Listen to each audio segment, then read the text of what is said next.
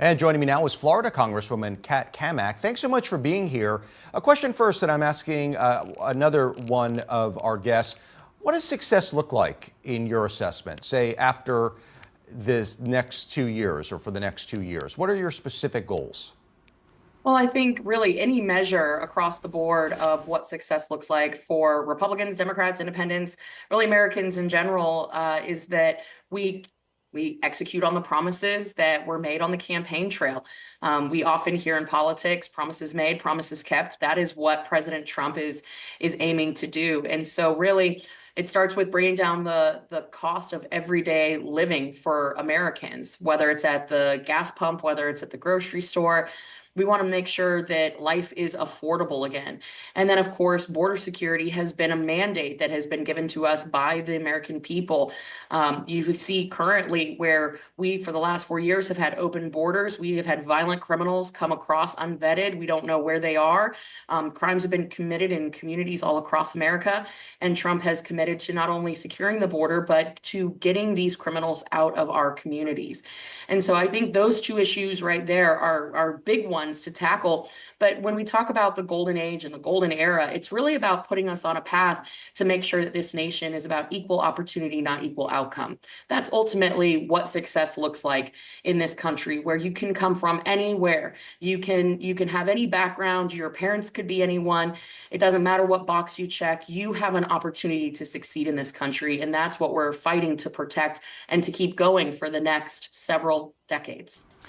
I wanted to ask you about China, something that you have raised deep concerns about and its influence through TikTok. You pressed the app's CEO, in fact, during a hearing last year and voted in a bipartisan vote to ban it if China retains control. I wondered your thoughts on President Trump stalling that ban.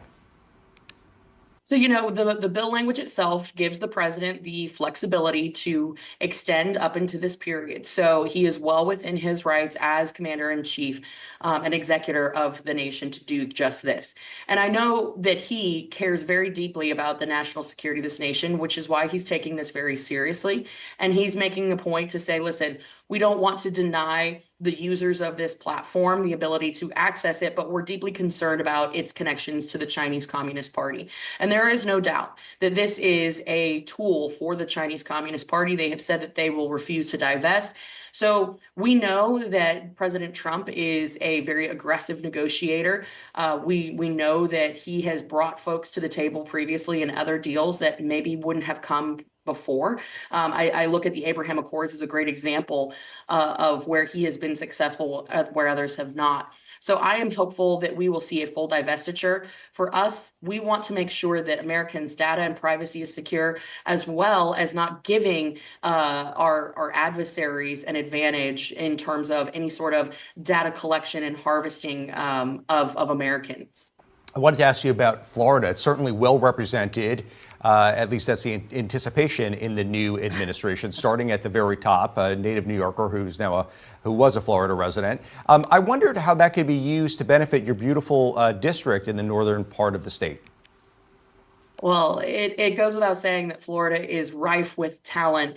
The bench of particularly political talent in Florida is incredible. And so we collectively, whether you're in the Panhandle, you're in Central Florida, South Florida, we are all so very proud of all of the appointees, all the nominees that will be serving in this cabinet. And we've all kind of joked, for years, we've said, let's make America Florida. And now you're actually really starting to see it. So many of the top leaders in this administration, even the man himself, President Trump, are all from Florida. So I think you'll see a particular emphasis in the policies that have really given the Sunshine State so much freedom, so many opportunities. A lot of those will be echoed at the national level, and that can only benefit everyone because a rising tide lifts all boats.